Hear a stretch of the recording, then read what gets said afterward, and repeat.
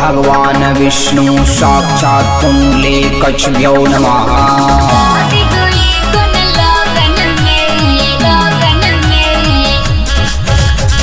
ओम मंगलम भगवान विष्णु साक्षात् पुंडलीकच्छभ्यो नमः।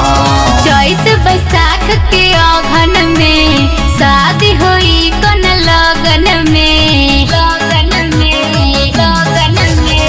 चैत बैसाख के अघन में शादी हुई कन लगन में, लगन में। देखी हाथ के रेखा तन बताई दी भविष्य, देखी हाथ के रेखा तन बताई दी भविष्य।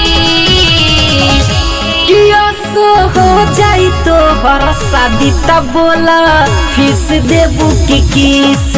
असो हो जाई तो हर शादी तब बोला फीस देबू की किस। ओम मंगलम भगवान विष्णु साक्षात् पुंडलीकच्छभ्यो नमः।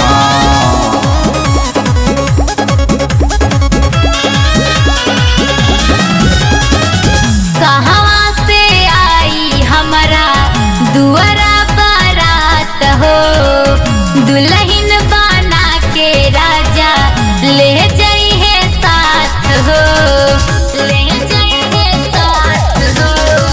शादी होई तोहर दिली दुल्हा सरकारी मिली, करी खूब प्यार तोहसे रोजो लगा के किली। कदी सेटिंग तानी जल्दी लेके 10-20 हो जाई तो हर शादी तब बोला फीस देबू की किस। असो हो जाई तो हर शादी तब बोला फीस देबू की किस। ओम मंगलम भगवान विष्णु साक्षात् पुंडलीकच्छभ्यो नमः।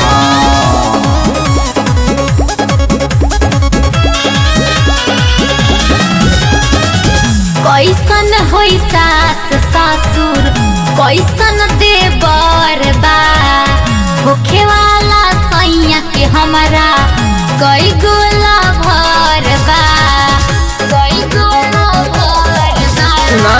देवरा मनीष अभिषेक कहे गहू नद बा, होखे वाला से खर तोहर बहुते सुनद बा।